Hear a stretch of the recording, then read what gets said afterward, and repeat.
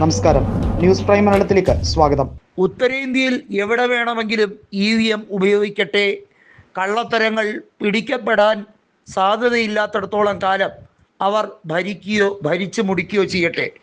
പക്ഷേ തമിഴ്നാട്ടിൽ ആ കളി നടക്കില്ല എന്ന് സ്റ്റാലിനും വളരെ വ്യക്തമായി തന്നെ ഈ ദൃഢനിശ്ചയത്തിൽ ഇന്ത്യ മുന്നണിയും ഒറ്റക്കെട്ടായി രംഗത്ത് വരികയാണ്. അതായത് തമിഴ്നാട്ടിൽ കൃത്യമായിട്ടുള്ള നീക്കം EVM രഹിത തെരഞ്ഞെടുപ്പ് എന്നത് തന്നെയാണ്. EVMൽ ജനങ്ങൾക്ക് ഒരു വിശ്വാസ്യതയും ഇല്ല എന്നതും പേപ്പർ ബാലറ്റ് സംവിധാനം കൊണ്ടുവരേണ്ട ആവശ്യം ഉണ്ട് എന്നതും മദ്രാസ് ഹൈക്കോടതി വഴി കൃത്യമായി അതിന് അനുകൂലമായ വിധി നേടിയെടുക്കാൻ ശ്രമിക്കുകയാണ് തമിഴ്നാട് സർക്കാർ. ഒരുപക്ഷെ ഇത് ഒരു വലിയ നിയമ വ്യവഹാരത്തിലേക്ക് പോകും എന്നതിൽ സംശയമില്ല. തെരഞ്ഞെടുപ്പ് കമ്മീഷനെ പ്രതിയാക്കാൻ, അതായത് തെരഞ്ഞെടുപ്പ് കമ്മീഷനെ മുഖ്യ പ്രതിയാക്കിക്കൊണ്ട് കൃത്യമായി കേസെടുപ്പിക്കാൻ സ്റ്റാലിൻ ശ്രമിക്കുകയാണ്. സ്റ്റാലിൻ്റെ ധീരോദാത്തമായ നടപടികളെ അന്നും ഇന്നും ഇന്ത്യ മുന്നണി പ്രകീർത്തിക്കാറുണ്ട്. പ്രത്യേകിച്ചും ഡീലിമിറ്റേഷൻ ഉൾപ്പെടെയുള്ള സെൻസസ് നടപടികളിൽ സാധ്യതയുള്ള ചില തട്ടിപ്പുകളെക്കുറിച്ച് സ്റ്റാലിൻ ഒരു മുഴം മുന്നേ തന്നെ മനസ്സിലാക്കി ദക്ഷിണേന്ത്യൻ സംസ്ഥാനത്തെ മുഖ്യമന്ത്രിമാരെ, അതിൽ കേരളം ഒഴിച്ച് മറ്റെല്ലാ ഇന്ത്യ മുന്നണി ഭരിക്കുന്ന സംസ്ഥാനങ്ങളിലെ മുഖ്യമന്ത്രിമാരെയും ഒരുമിച്ച് നിർത്തി. എന്തിനധികം പറയുന്നു, TDPയെ പോലും ഒരു പരിധിവരെ വിശ്വാസത്തിലെടുക്കാൻ സ്റ്റാലിൻ ശ്രമം നടത്തി എന്നുള്ളതാണ് സത്യം.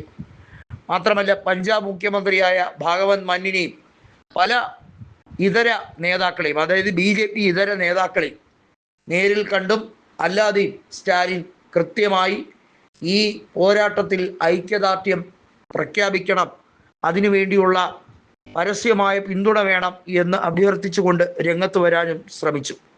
ദ്രാവിഡ പൊളിറ്റിക്സിനെ മറികടക്കാൻ 1967 ശേഷം പിന്നീട് അങ്ങോട്ട് മദ്രാസ് പ്രവിശ്യയിൽ കോൺഗ്രസ്സിന് പോലും കഴിഞ്ഞിട്ടില്ല.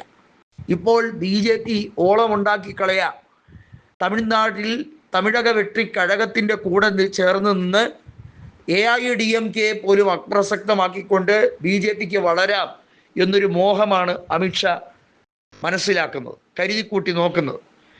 അതായത് തിരുവനന്തപുരത്ത് കോർപ്പറേഷൻ പിടിച്ചതുപോലെ അതുപോലെ കേരളത്തിൽ മുഖ്യമന്ത്രി ഉണ്ടാകുമെന്നും തമിഴ്നാട്ടിലും വളരെ വൈകാതെ പല പ്രധാനപ്പെട്ട ചെന്നൈ നഗരവും അതുപോലെ പ്രധാന നഗരങ്ങളിലെ മേയർമാരും BJPക്കുള്ളതായിരിക്കുമെന്നൊക്കെ അമിത്ഷാ ഗീർവാണം അടിക്കുകയാണ്.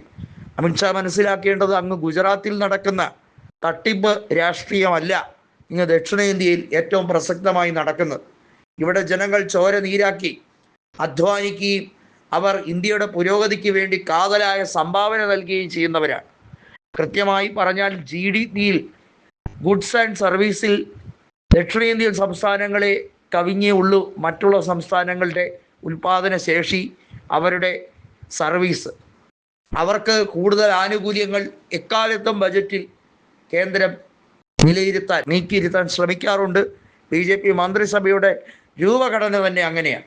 പക്ഷെ അതിലൊന്നും ഒരു രീതിയിലും ഊസലില്ലാതെ അതിനെയൊക്കെ പൊളിച്ചെടുക്കാൻ കഴിയുമെന്ന ആത്മവിശ്വാസത്തിലാണ് തമിഴ്നാട്ടിൽ സ്റ്റാലിൻ്റെ നീക്കം.